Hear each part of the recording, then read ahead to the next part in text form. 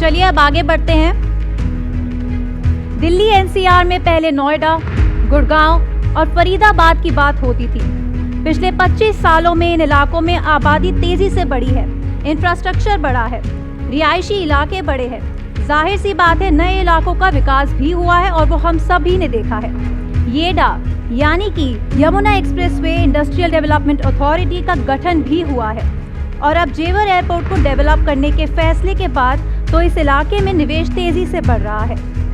लेकिन जेवर एयरपोर्ट और इस इलाके के डेवलपमेंट प्लान को लेकर कई सवाल भी खड़े हुए हैं, जिनका जवाब हम अपने अगले पैनलिस्ट से समझने की पूरी कोशिश करेंगे। तो हमारा अगला सेशन का टॉपिक है जेवर airport, bridging the gap between Delhi and येडा। और इसके लिए मैं बुलाना चाहूँगी हमारे बहुत ही खास स्पीकर को, mister Kapil Singh IAS, ACEO YEIDA को। So we welcome you to our conclave today. And now इस सेशन को मॉडरेट करेंगी Manisha Singh. All right, now we can start the session. बहुत शुक्रिया। और सबसे पहले हम यहाँ पे येडा की बात कर रहे हैं। आपसे मैं ये जानना चाहूँगी कि किस तरीके से येडा यमुना और ग्रेटर नोएडा में अपना विकास कार्य कर रहा है और क्या क्या चुनौती है, क्योंकि वहाँ पर बसावट ऑलरेडी है और ऐसे बसे हुए जगह पर फिर से वहाँ पे डेवलपमेंट करना, विकास कार्य करना काफ़ी चुनौतीपूर्ण होता है। ऐसे में क्या क्या चुनौती है जो अभी फ़िलहाल येडा फेस कर रहा है? यमुना एक्सप्रेसवे जो है वो ग्रेटर नोएडा से अगर आप देखेंगे 0 माइल से, वो आगरा तक लगभग 165 किलोमीटर का एक्सप्रेसवे है। तो उत्तर प्रदेश शासन ने ये निर्धारित किया कि जो एक्सप्रेसवे और एक्सप्रेसवे विकास के लिए सबसे बड़ा इंजन होता है, द ग्रोथ इंजन होता है, तो उसके आसपास का लगभग 3500 उसका एरिया का जो हमारा नोटिफिकेशन यमुना एक्सप्रेसवे क्षेत्र के लिए है। तो एक्सप्रेसवे के दोनों साइड पर ये निर्धारित हुआ कि कई सारे पार्सल्स डेवलपमेंट के बनाए जाएं। जैसे आपने बताया कि नोएडा या ग्रेटर नोएडा 1976 के आसपास शुरुआत हुई और उनका विकास हुआ, और एनसीआर क्षेत्र में यमुना का एरिया भी आता है। तो चुनौती निश्चित रूप से ये थी कि जो नोएडा और ग्रेटर नोएडा साथ में दिल्ली हमारा है, तो ऐसी क्या आधुनिकता और आवश्यकताएं हमारे विकास की हैं जो एक नए ग्रीनफील्ड एरिया में डेवलप की जाए। तो यमुना औद्योगिक विकास प्राधिकरण की स्थापना 2001 में इसी उद्देश्य के साथ की गई, और जो over a period of time जो मॉडर्निटी के हिसाब से सिटीजन्स की नीड्स हैं, और जैसे मेट्रो के अंदर पॉपुलेशन बढ़ रही है, उनको दृष्टिगत करते हुए लैंड एक्विजिशन एक बहुत बड़ा इशू रहा है। और मुझे सभी दर्शकों को बताते हुए बड़ी एक खुशी हो रही है कि माननीय मुख्यमंत्री जी के निर्देशन में उत्तर प्रदेश शासन के जो अधिकारीगण हैं, उनके माध्यम से एक हिंदुस्तान का सबसे बड़ा एयरपोर्ट आपका जो है वो नोएडा इंटरनेशनल एयरपोर्ट, या हम लोकल भाषा में उसको जेवर इंटरनेशनल एयरपोर्ट भी कहते हैं, वो यहाँ विकसित हो रहा है शासन के और जनप्रतिनिधियों के सहयोग से और माननीय मुख्यमंत्री की दूरदर्शिता के कारण।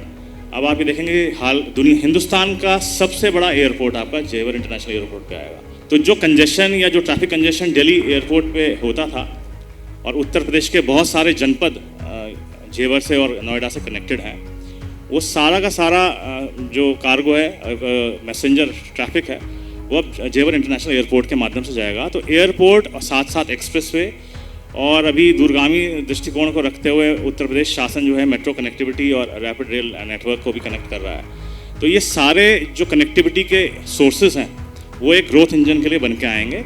सबसे बड़ी चुनौती निश्चित रूप से लैंड एक्विजिशन रही है। लैंड एक्विजिशन के साथ कई बार जो ज़रूरतें होती हैं उसके अनुसार DPR के अंदर तय किया जाना, उसके प्लानिंग तय किया जाना, इसमें समय लगता है। तो अचानक सारी चीज़ें नहीं होती हैं, इसमें सबका सहयोग और जन सहयोग, जन आकांक्षाओं को पूर्ण करने के लिए जन सहयोग बहुत आवश्यक होता है। तो ये चुनौतियाँ हमारे लिए ज़रूर हैं, लेकिन मैं आश्वस्त करता हूँ ABP के माध्यम से कि उत्तर प्रदेश शासन का जो इस स्वप्न है, और यहाँ पे जितने मैं बैठा हूँ दर्शकों में कई सारे हमारे यंग जनरेशन के लोग भी बैठे हैं, तो आने वाले समय में आपको यमुना का एरिया, यमुना अथॉरिटी का जो एरिया है वो हिंदुस्तान का सबसे आधुनिक इलाका मिलेगा।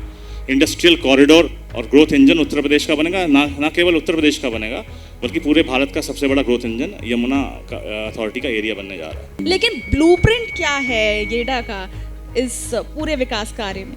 मैम, हमारी अभी बोर्ड की मीटिंग होने जा रही है ऑनरेबल चेयरमैन साहब के सामने, और आपके माध्यम से सभी को जानकारी दूंगा कि हमारा मास्टर प्लान 2041 लगभग तैयार है। और जो शासकीय उसमें वैधानिक जिम्मेदारियां होती हैं कि हम बोर्ड से और फिर उत्तर प्रदेश गवर्नमेंट से हम कराते हैं, उसको अप्रूव कराते हैं और मास्टर प्लान के अनुरूप ही फिर हमारे वेरियस सेक्टर्स डेवलप होते हैं। अगर आप मुझे अनुमति दें तो मैं आपको कुछ कुछ चीज़ें बताता हूँ कि हमारे मास्टर प्लान के हिसाब से क्या क्या चीज़ें हम लोग करने जा रहे हैं।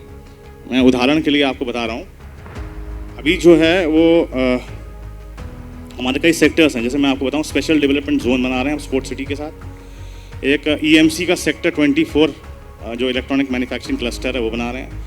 और बीच में हमारे जो CEO साहब हैं डॉक्टर अरुणवीर सिंह जी, उन्होंने शासन से और माननीय मुख्यमंत्री से चर्चा की होगी, तो हमारे लिए अभी डिस्कशन चल रहे हैं कि स्पोर्ट्स के लिए भी एक बहुत बड़ा ओलंपिक लेवल के पार्क्स और विलेजेस पर भी ध्यान दिया जाए। मेडिकल डिवाइसेस पार्क, भारत सरकार ने पूरे हिंदुस्तान में 4 स्टेट्स को ये मौका दिया।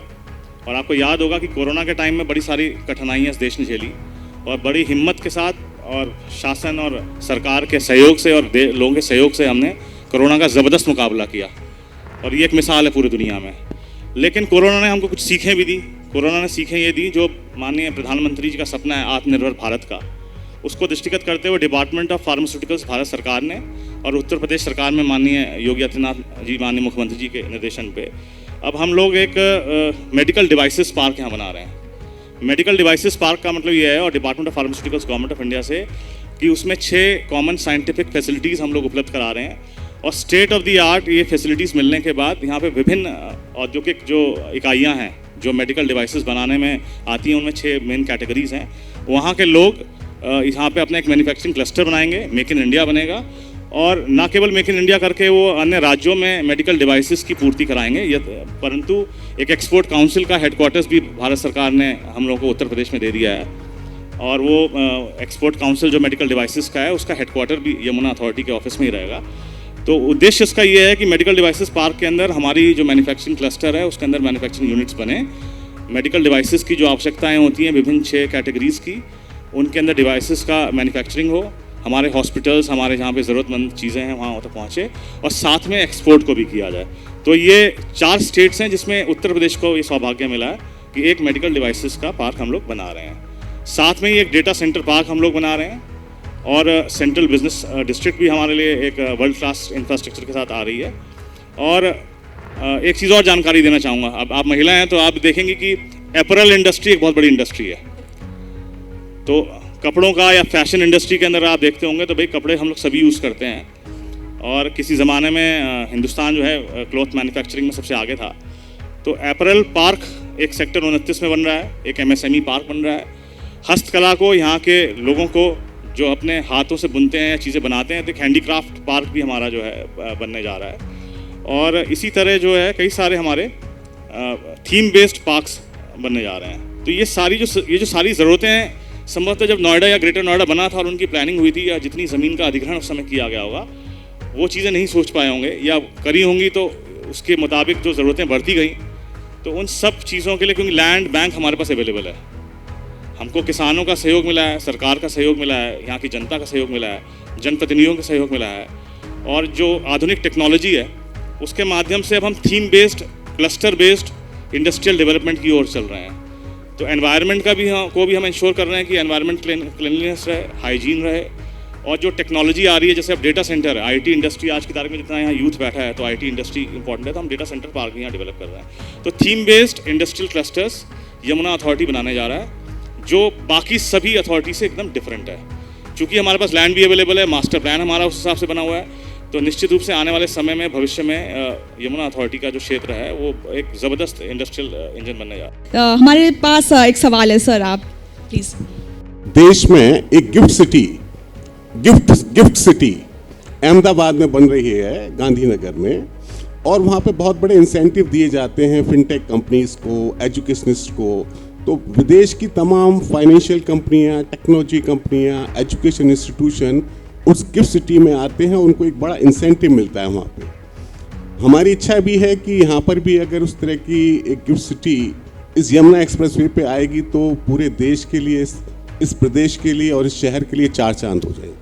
सर फिन सिटी का भी एक हमारा कंसेप्ट चल रहा I am telling gift city में जो इंसेंटिव दिए जाते हाँ, हैं। मैं आपको बताऊं, देखिए हमारा तो खैर किसी से कंपटीशन नहीं है, हमारा अपना एक जो हमारा सिस्टम है, लेकिन उत्तर प्रदेश सरकार में मैंने भी आपको बताया कि FDI पॉलिसी के अंदर एक इंसेंटिवाइज करके गवर्नमेंट ऑफ उत्तर प्रदेश ने एक इंसेंटिवाइज पॉलिसी निकाली है। हमारे मेडिकल डिवाइसेस पार्क में गवर्नमेंट ऑफ उत्तर प्रदेश ने भी और भारत सरकार ने भी इंसेंटिवाइज करके पॉलिसी निकाली है। और हमारे जितने भी इंडस्ट्रियल क्लस्टर्स वेरियस सेक्टर्स में यमुना अथॉरिटी क्षेत्र के अंतर्गत आ रहे हैं, हम भी डीपली स्टडी कर रहे हैं, बाकी स्टेट्स की पॉलिसीज़ को भी स्टडी कर रहे हैं, भारत सरकार की पॉलिसीज़ को भी डिस्कस कर रहे हैं। और माननीय मुख्यमंत्री जी के जो डायरेक्शंस हैं कि जो फॉरेन डायरेक्ट इन्वेस्टमेंट है वो भी यहाँ आए और हमारे इन्वेस्टर्स भी यहाँ आए, तो जो भी सही समय पे उचित होगा वो हम लोग कर रहे हैं। हमारे जो शासन के वरिष्ठ अधिकारी जो इस चीज़ों पे निर्णय लेते हैं पॉलिसी मेकिंग में, they are sensitive about it, but and everything is been discussed.